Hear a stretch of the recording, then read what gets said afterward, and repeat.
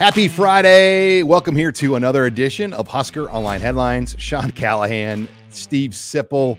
Hope everyone survived this shortened holiday week.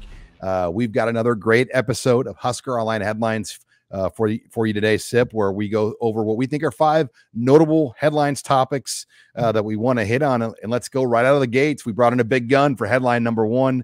Quarterback Daniel Kaelin, Bellevue West, a member of the Elite 11, 2024 Husker quarterback recruit for Matt Rule, joining us here on Husker Online Headlines. Daniel, I know it's been a very, very busy summer for you.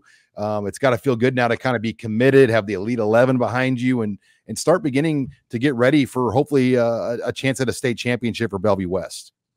Yeah, for sure. I think when it turned over from June to July, it really kind of officially put a lot of the recruiting stuff to bed, at least for now. And all gears are shifted towards my football team, and like you said, getting ready for hopefully having the most successful possible season that we can with my team. So that's kind of where everything, all my focus is shifted right now. Your focus is shifted. I did want to ask you about June a little bit, particularly we always, for a long time, Daniel, we've heard about peer recruiting and particularly when a quarterback signs and how integral it is. Is that something that's just unspoken between you and the coaches, or do they kind of verbalize to you, no, this is part of the job, Daniel, we need your help? I mean, like, some of it's verbalized, and I think I had to kind of take some initiative with that, because I would kind of ask them for names of guys, kind of every position that they were going after, and then vice versa, they would kind of give me some people to kind of hit up. But I think it kind of comes with the territory, and it really probably varies from quarterback to quarterback. But I kind of tried to take some pride in it, and I didn't think of it too much as recruiting, but more just kind of building relationships with those guys, especially the in-state guys. Like Carter Nelson's a guy I've already known for a little bit. And when we went to College World Series, some people were kind of like making it look like I was just trying to recruit him, but we've kind of been boys for a little bit now, and that was really more us going as friends. And obviously I was trying to tell him to come to Nebraska at that time, but I think it's something that kind of just comes with it. Daniel, when you were committed to Missouri, this new staff came in Nebraska. I mean, what's jumped out about them? I mean, because you got to study and learn about a lot of different coaching staffs in the recruiting process. Mm-hmm. What kind of jumped out about Matt Rule, Marcus Satterfield, and the new Nebraska staff that really, led you to say, you know what, I'm going to switch this commitment and join these guys? Yeah, I think from the first time that I met them, I think that was late December when they first kind of got there and had an in-state recruiting event. I think it was just really apparent that you could see if they're really genuine people. I think that's something that stands out, right off the bat. And then on top of that, I think they're really competitive people as well. So I think those two things really mesh very well. And then it's a staff that has experience, especially Coach Rule and a lot of those guys that have been with him at other programs that he's flipped. So I just think all those things combined, just really kind of not only push me, but a lot of other recruits to, kind of jump in on Nebraska. Daniel, we don't, Marcus Satterfield, who's the offensive coordinator and will be your quarterback's coach, he's not really a self-promoter. He doesn't talk about himself much. He's a veteran coach, and we don't even talk about him that much. What is it about his style of coaching that you like, about his approach? I mean, yeah. I just think he's like, his demeanor is kind of laid back. He's a really kind of funny dude. But at the same time, like I said, he's really competitive. And as a coach, he has great knowledge of the game. Just when I've sat in on film with him or kind of talked football, it's apparent that he's been doing it for a while and has a system that works. Back at South Carolina last year, they had a lot of success. So I just think overall, just how competitive he is as a person and just his demeanor and how he goes about things. I think that's what stands out about him. And like I said, he's a really has had success, and I think he's going to do a lot of great things at Nebraska, and I can't wait to play for him. Daniel, 23 recruits are in this class right now. I mean, when you start to look at what are the other priorities, I mean, what do you think are the other priorities that Nebraska kind of wants to finish out this class? Because it is a fairly full number right now as it is at 23. I mean, where do they have you zoning in and as the leader of this recruiting class? Yeah, I mean, like you said, we have a lot of great recruits right now. I think where we're kind of, if you would say, full is more at the skill positions. We have a lot of DBs and receivers committed.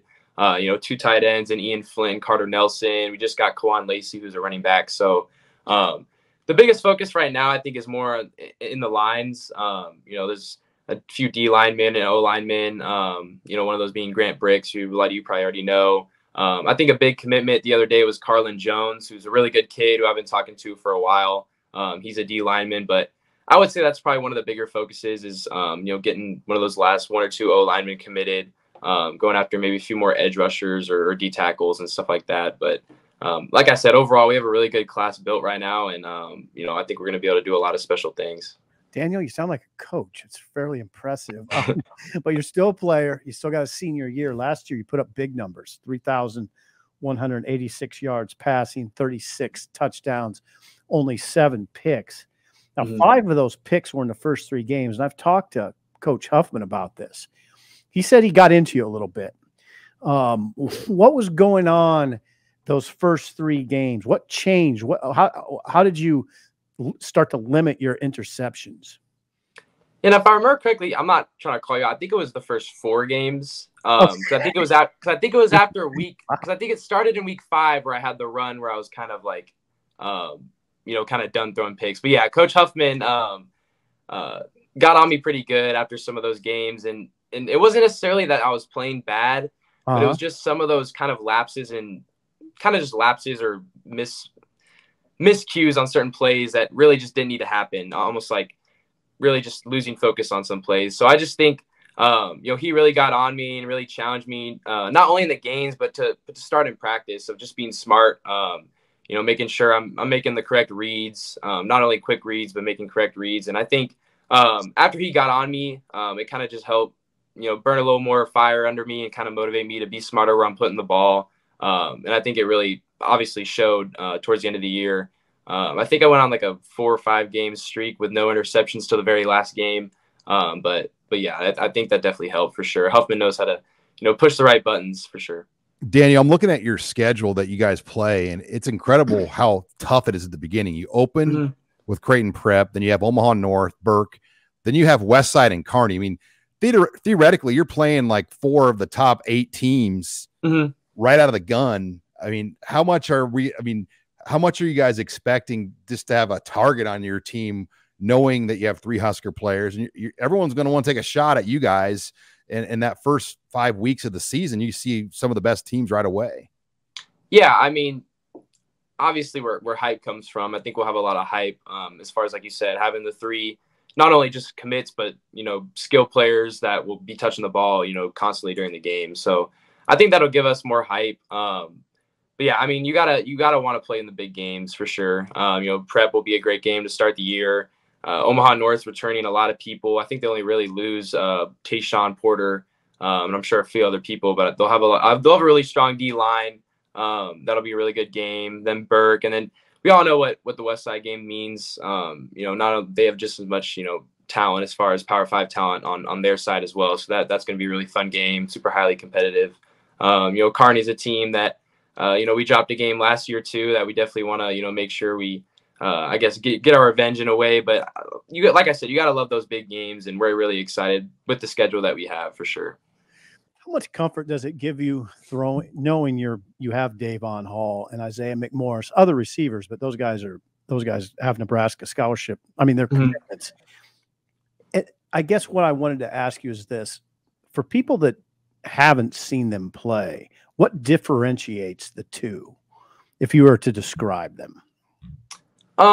What I really like about having both of those guys is that they truly are different types of players. They obviously both play wide receiver, but Davon is more of a straight line speed, big physical receiver, strong hands. And then on the other side, Isaiah, a little bit undersized compared to Davon, but more of an open field player, runs really good routes, shifty side to side movement. So it kind of just gives our offense, really every aspect of the passing game that we want.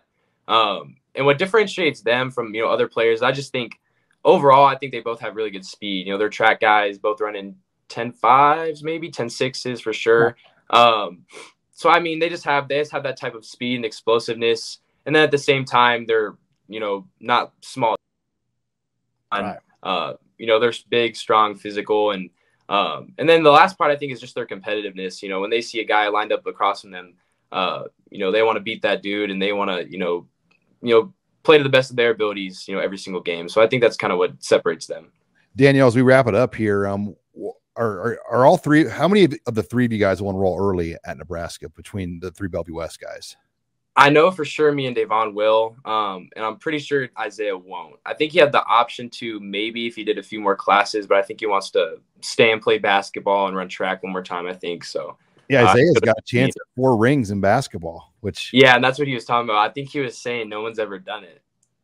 Which I mean, I try to think Lincoln Northeast. I don't know if they won 4 in a row, but to be on 4 Class A, because he was at Miller North for 2 and possibly Bellevue West. Yep.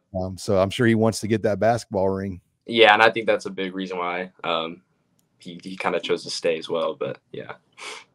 Well, Daniel, we appreciate you, Daniel, thanks. Taking some time, and hopefully you can enjoy your summer a little bit here before you guys start practice. Yep, for sure. I appreciate you guys. All right. Have a good one, Daniel. Thanks again to you guys too. 2024 quarterback recruit Daniel Kaelin Sipple for joining us on Husker Online Headlines.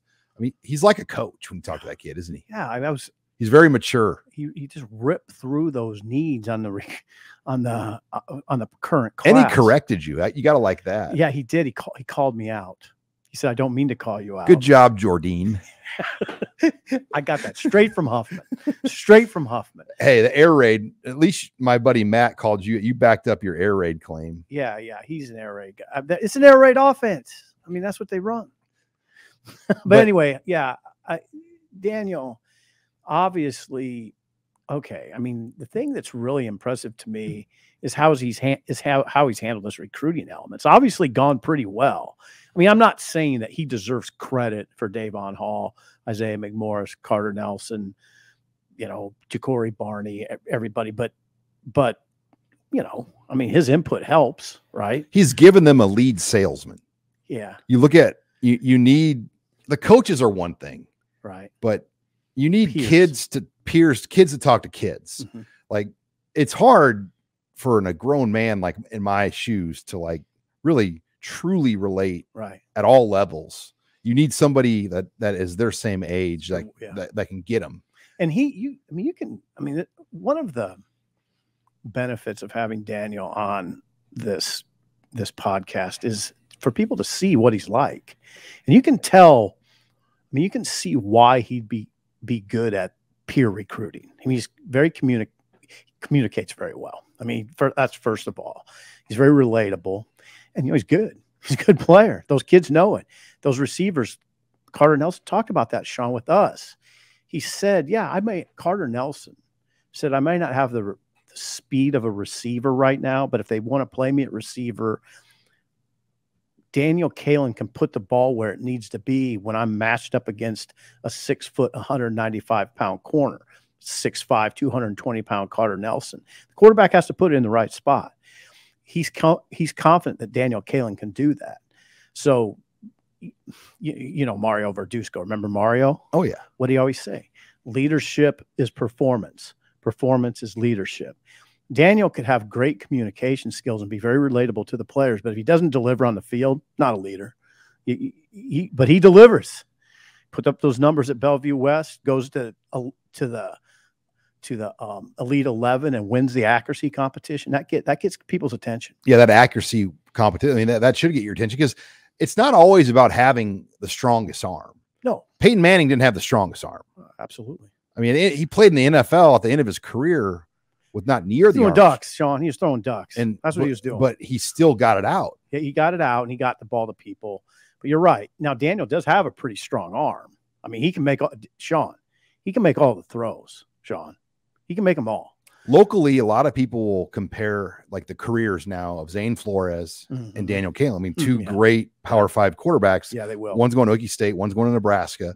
And that will be interesting because I think a year ago at this time you would have, Zane Flores, but now Daniel Kaelin in terms of the Elite 11, he made the Elite 11.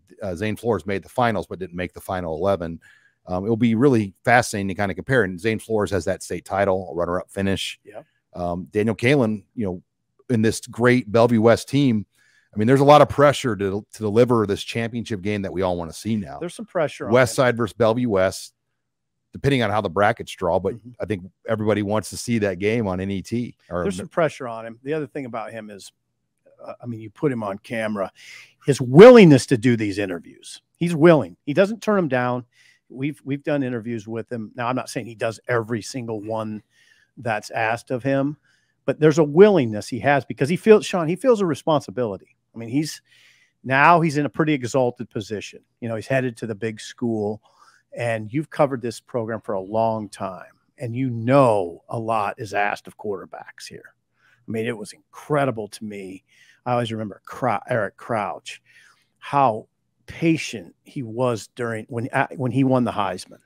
Like, it was, Sean, do you know how many interviews he was doing? It was incredible. I mean, I probably did 25 with him myself. It was ridiculous. I always would apologize to him. Eric, I'm sorry. We got to do it. I got to ask you. Think how much NIL he could have made that year. Oh God. Just. Oh God. Yeah. Locally. Oh, he could. Yeah. Broke the bank. I mean, he would have made $1 million+ bucks. Yeah, he would have easily. Just the demand that he had. He got slapped on the wrist for eating a free ham sandwich or something. Remember that? Early did it. Yeah. So yeah. But Daniel's willingness to do, just to come on with us and then handle himself that well, that's all part of it, Sean. He's a pro. He's a pro. And he wanted to be a Husker. He did. You can't underestimate the want to. Oh, 100, Sean. 100. Ding. Got one. That's right, though. That Hondo. I mean, since junior high, he wanted to be a Husker. That is big. That is big. Not because, it's just not that way for everybody. And he's walking into a great position. You think about where the quarterback room is. Jeff Sims may or may not be back in 2024. Depends on how it goes for him this year. Yeah. Chubba Purdy, Heinrich Harbor. I mean, it's a favorable situation. Pretty favorable, isn't it? Because they didn't take a quarterback in the 2023 class for high school. Right. And their 2022 quarterback, Richard Torres, transferred. Yeah. It's about as good as he could expect at a place like Nebraska. And that's, maybe that's part of the reason he did it, but it is a good situation. Now it can change fast. Portal can change things fast, right? Bring in a high caliber recruit next year. I mean, that position, as we know, changes. Hey, Sean, it changes really quickly nowadays with the portal. Anyway. All right, let's move on. Headline number 3. Yeah. The state of Nebraska, SIP, is on just, as you would say, they're on a heater of producing tight ends. Oh, yeah, they've produced 17 Power 5 tight ends. Power 5, not Division 1. Power 5 tight ends from the classes of 2016 to 2024. This last week, Carter Nelson commits to Nebraska. Tanner Hollinger from Cross County committed to Illinois. There are now 4 Power 5 tight ends in the state of Nebraska. In comparison, the states of California and Florida have 4 each. Yeah. So Nebraska has as many Power 5 tight ends as California and Florida. Texas has 5. And one of them's Ian Flint. And one of them's committed to Nebraska. Ian Flint, right? Yeah. It's an incredible recruiting stat of just the type of good talent the state's it's the best overall consistent recruit the state has produced. Yeah, it's hard to explain why it's the case. Kudos to Illinois, I guess, for coming in and getting Tanner Hollinger. And then they got Caleb Pyfrom, and yeah, Illinois has not had a letter winner from the state of Nebraska since 1917. So that was Leo Klein, as you wrote in your column. Leo Klein played before Red Grange did. Yeah, I remember those guys. I was around. You did cover Red Grange. I just wanted to say that before you did.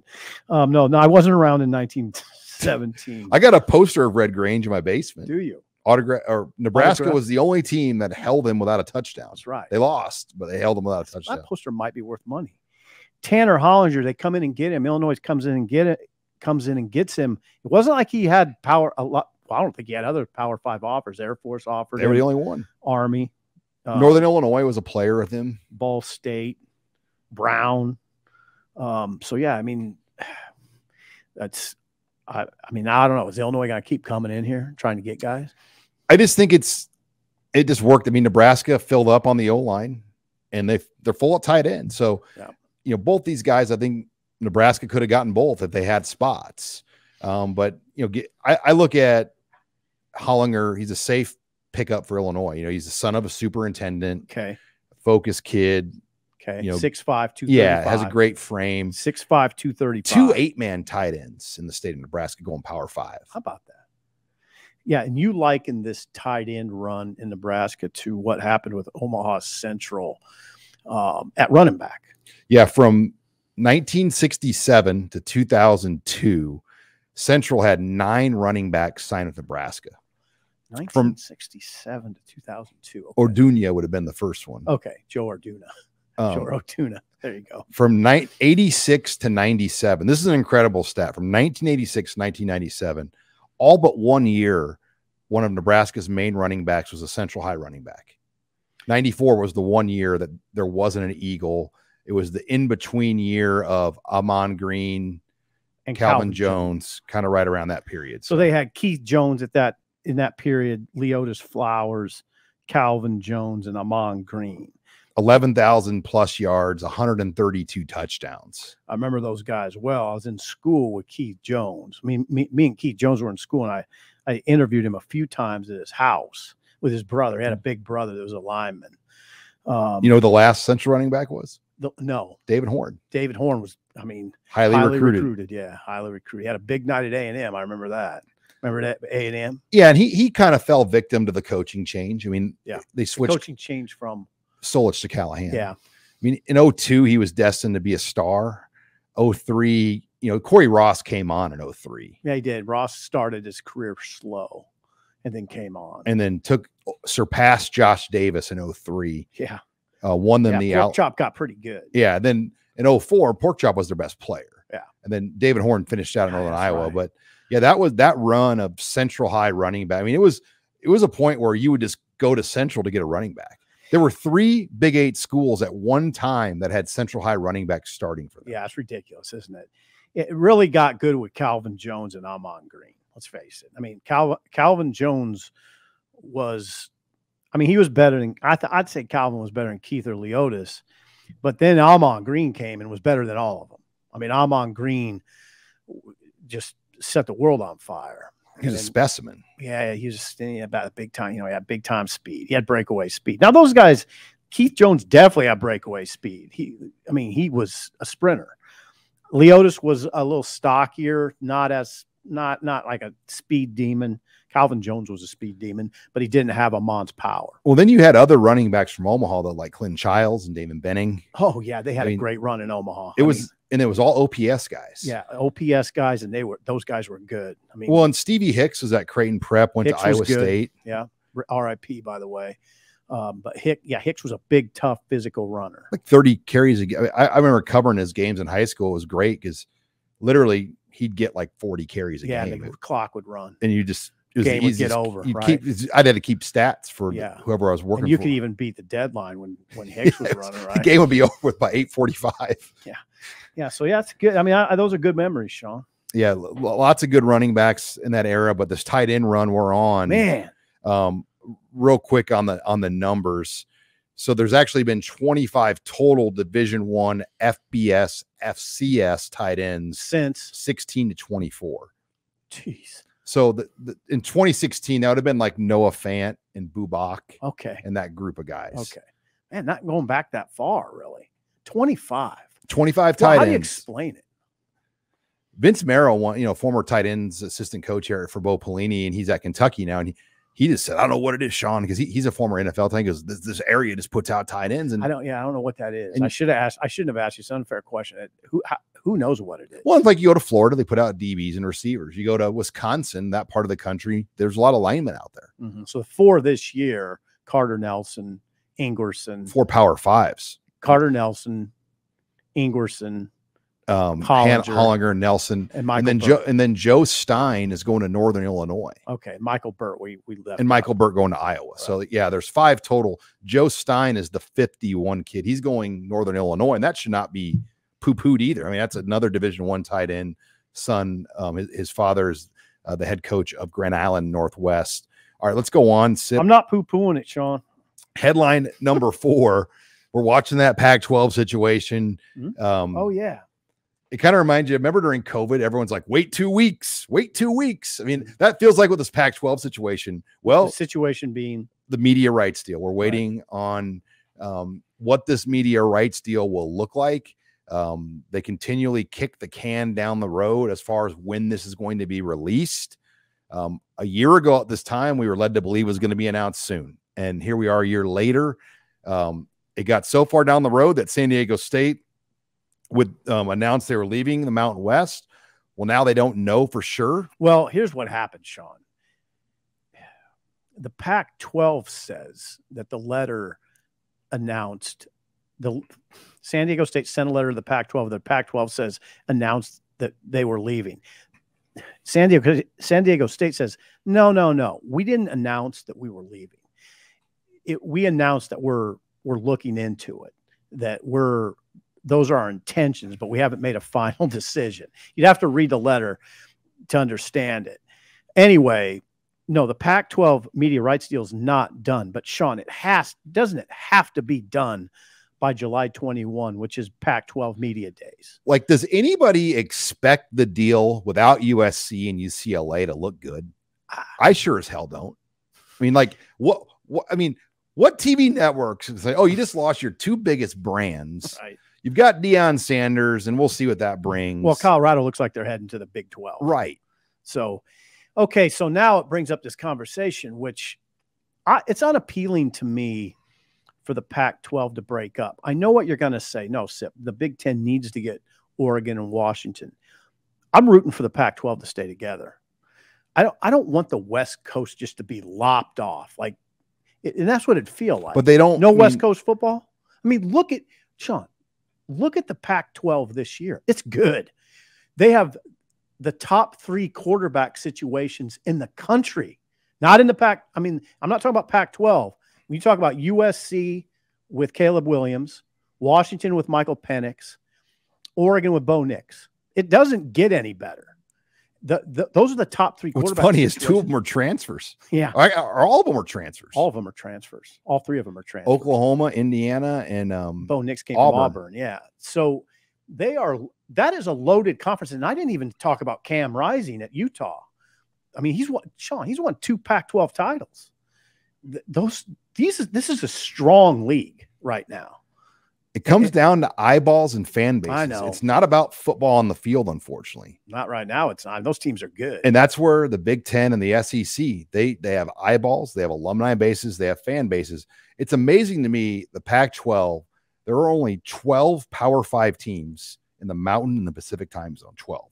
You go to the Central in the East, there's over 50. Yeah. I mean, it's just, and they can't, that half of the country, like the fans just don't engage in it.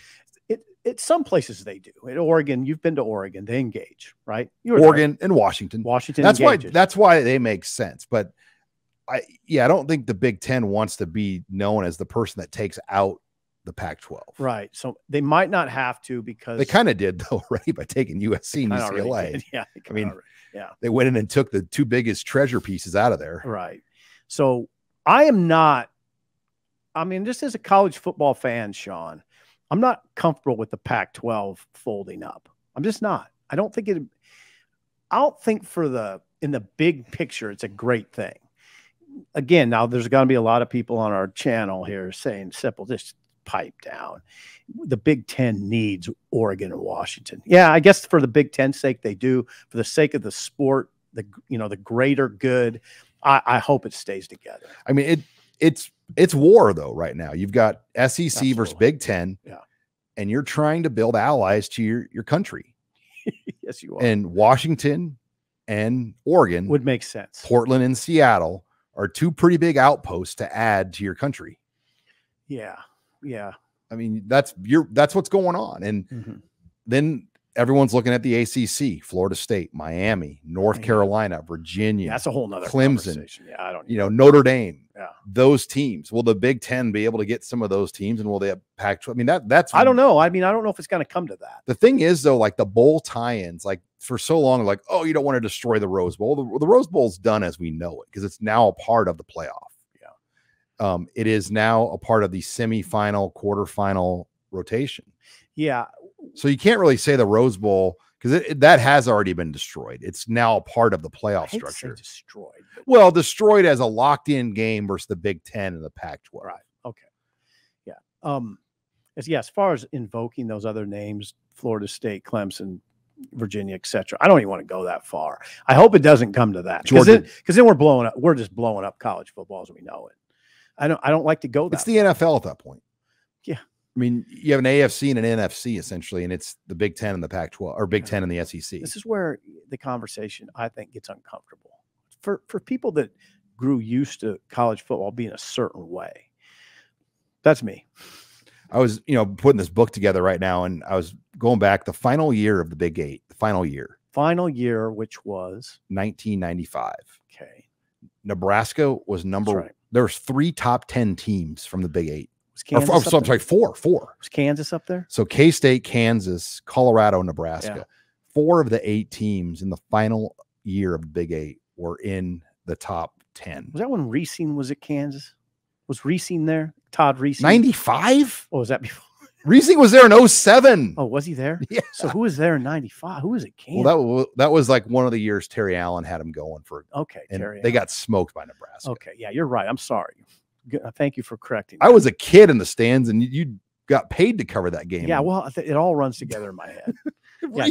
Reesing. Todd Reesing. Todd Reesing was like 07. Who was a little running back that at Kansas? Jake Sharp. Yeah, Jake Sharp. He was on that team. Yeah, you know that guy. Down in Salina. They're Husker fans too, but you think about the final, just how much the landscape has changed. You look at the final 11 years of the Big Eight, they won 4 national titles. Wow. Colorado won 1 in 90, Nebraska 94, 95, Oklahoma won 1, I believe in 86. Sean, better times. Yeah, 4 better times. Think about that. An 8-team conference from this region won 4 of the 11 national titles. Better times in college football. But the money and it's changed the whole game as we know it, like it or not. And you got to change with it. You can't. I know I'm changing, Sean. Don't worry. You can't worry about the Pac-12. No, okay. All right. Let's go on. Final headline. It's kind of list season, ranking season. Yeah. And there's a lot of these lists, Sip, that have Matt Rule ranked really favorably on, rank the Big Ten coaches. And it's a hard thing to do for Nebraska because, you got to look at where the program's been. But obviously, the Rule, he's not been a part of that. But you can look at where Rule's been before and what he did at Baylor, what he did at Temple. A lot of people in the media have a lot of respect for that. Absolutely. Now, back to the original part of this discussion, it is list season, and I love them.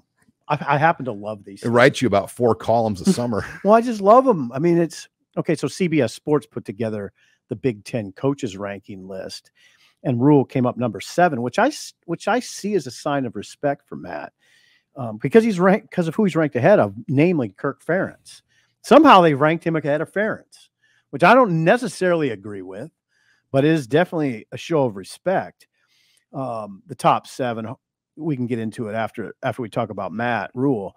Harbaugh's number 1, of course. Ryan Day 2, Fickle 3, James Franklin 4, Brett Bielema 5, PJ Fleck 6, and then Rule 7, Ferentz 8, and I'll just give you 9 and 10, Fitzgerald 9, and Tucker 10. But Rule, I think he fits pretty well there. I could jumble up that 6, 7, and 8. I might put Ferentz at 6 and Fleck at 8. So Ferentz, Rule, Fleck. But whatever. It's still pretty. It's a show of respect for Matt Rule. I kind of commend CBS Sports, and I think it's Tom Fornelli who does this, for not putting an emphasis on what happened at Carolina.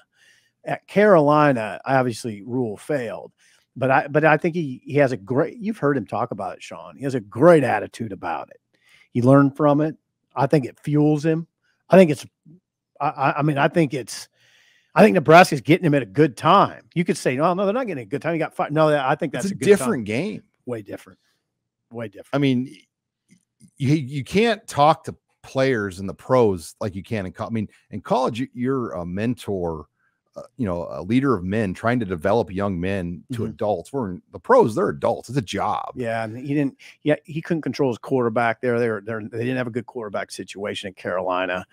So what this does, this sort of ranking, is emphasizes what he did at Temple and Baylor, which was walk into bad situations and build them into very good situations. And Sean, I think a great measure of any coach is you look at coaches who can make a lot out of not much.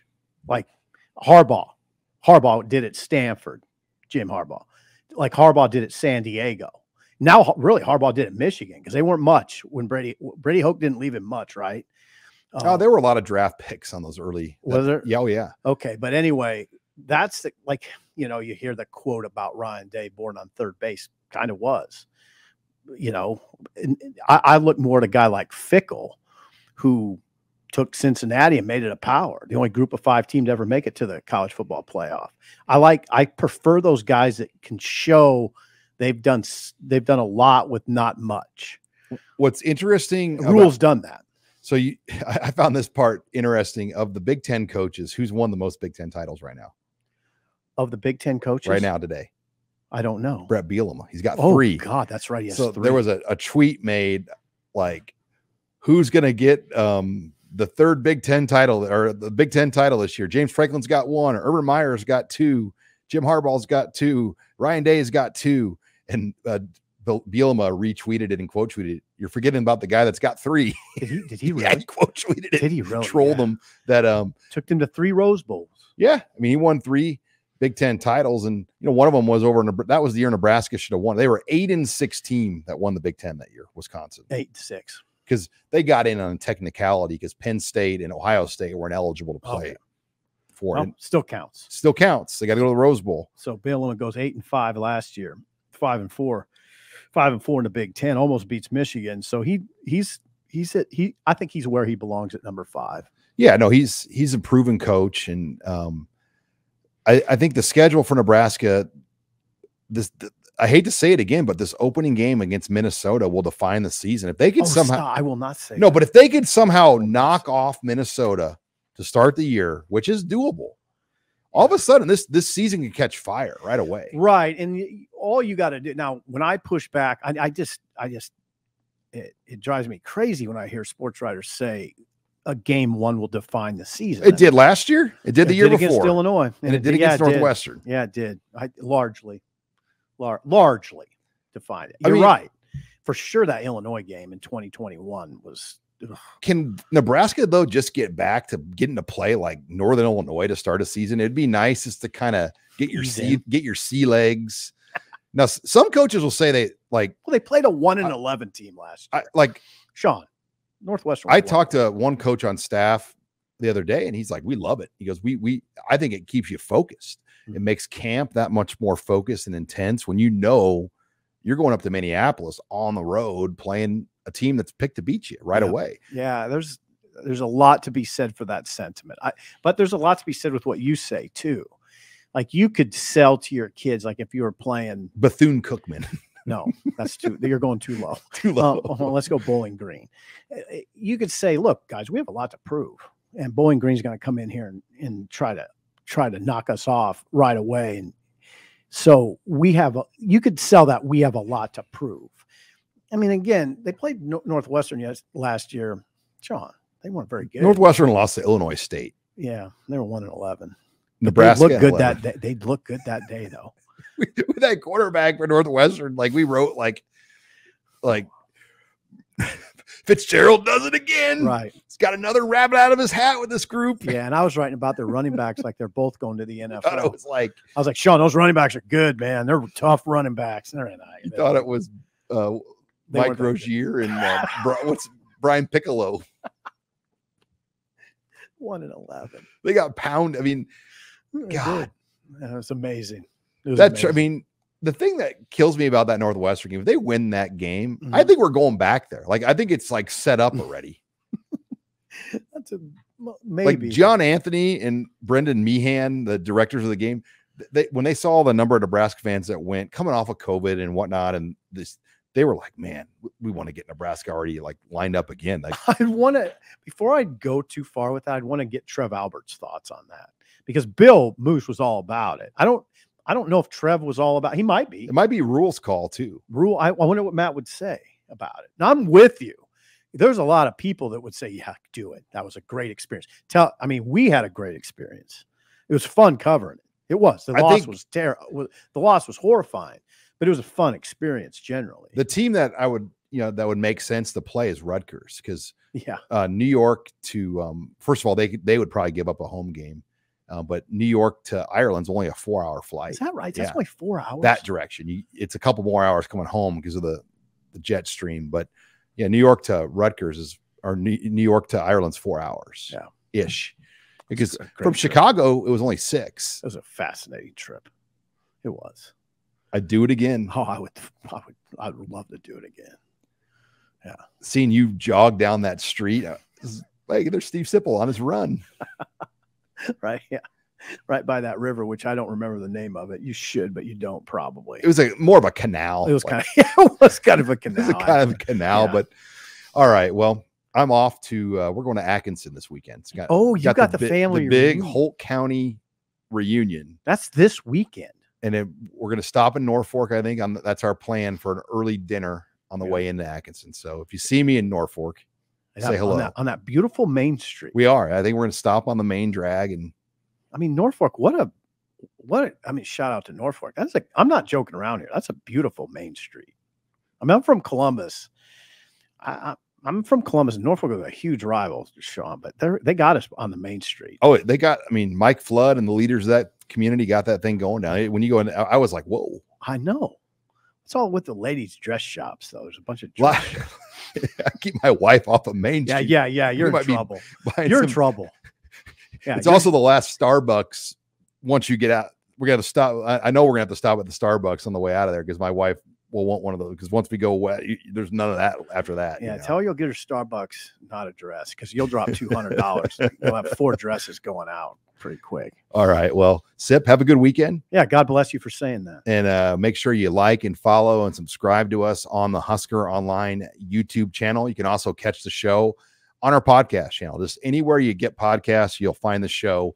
To simply type in Husker Online. Check us out online at HuskerOnline.com. Sip has a great column coming on Sunday. Signing off here for Husker Online Headlines, Sean Callahan.